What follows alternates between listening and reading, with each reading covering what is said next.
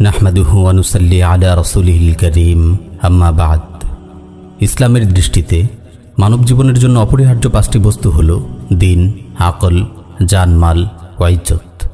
ইসলামী শরিয়া এই পাঁচটি বস্তুর প্রত্যেকটির সুরক্ষা নিশ্চিত করেছে। প্রিয় ভাই, মানুষের ইজ্জত ও সম্মান আল্লাহর কাছে অনেক মূল্যবান।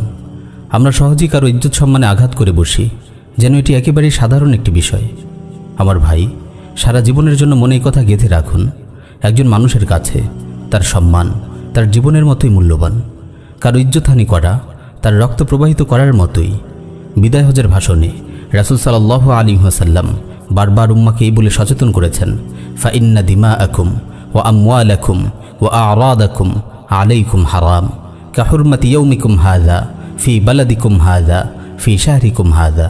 তোমাদের রক্ত, তোমাদের সম্পদ, তোমাদের সম্মান পরস্পরের জন্য এরূপ পবিত্র যেরূপ পবিত্র এই দিন, এই শহর এবং এই মাস। মানুষের ব্যাপারে আন্দাজে কথা বলা, কারো কুৎসা রটনা করা, কারো ব্যাপারে মিথ্যা অপবাদ দেয়া মারাত্মক জঘন্য অপরাধ। আল্লাহ তাআলা বলেন, ইয়া আইয়ুহাল্লাযীনা আমানু ইজতানিবু কাসীরাম মিনায-যন্ন ইন্না বা'দায-যন্নি ইসমুন ওয়া লা তাজাসসাসু ওয়া লা ইয়াগতাব বা'দুকুম বা'দা আইয়ুহিব্বু আহাদুকুম আন ইয়াকুলা লাহমা আখিহি মাইতান।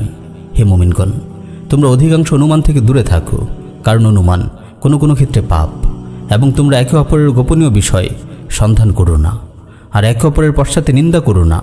তোমাদের কেউ কি তার মৃত ভাইয়ের গোশত খাওয়া পছন্দ করবে? আমার ভাই, সাবধান, মানুষের ইজ্জত ও সম্মান নিয়ে ছিনিমিনি খেলবেন না।